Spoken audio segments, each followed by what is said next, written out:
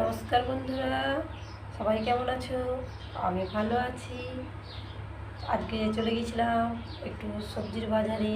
দেখো সবজি এনেছি কি কি, দেখো তোমরা। এটা হচ্ছে ফুলকপি, সেটা শীতের মরশুম সবাই জানে।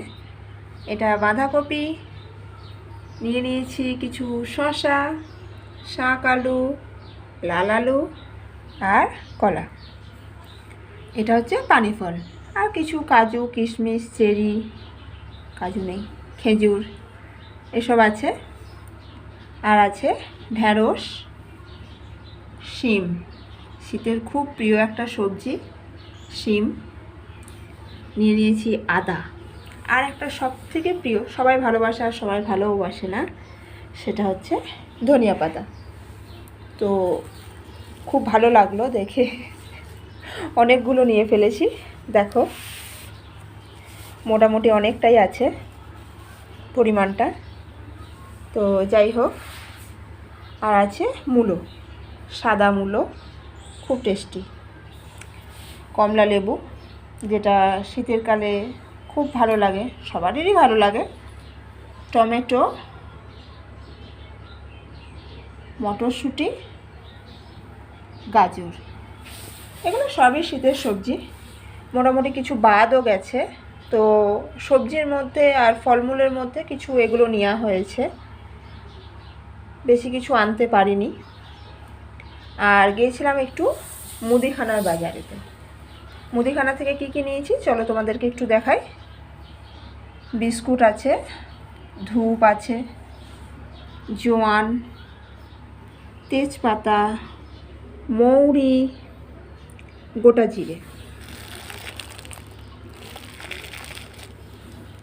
আমুল দুধ, ময়দা, চিনি, তেল, দু রকমের তেল আছে, বড়ি আছে, সুজি আছে। আর এই সমস্ত কিছুকে ভালো করে ধোয়ার জন্য একটা ভীম আছে, যেটা খুবই দরকার লাস্টে, সেই জন্য একে আর বাদ দিতে পারিনি, একেও নিয়ে নিয়েছি। তো এইগুলোই হচ্ছে আজকের বাজার। এই সমস্ত কিছু বাজার আজকে কমপ্লিট হয়েছে।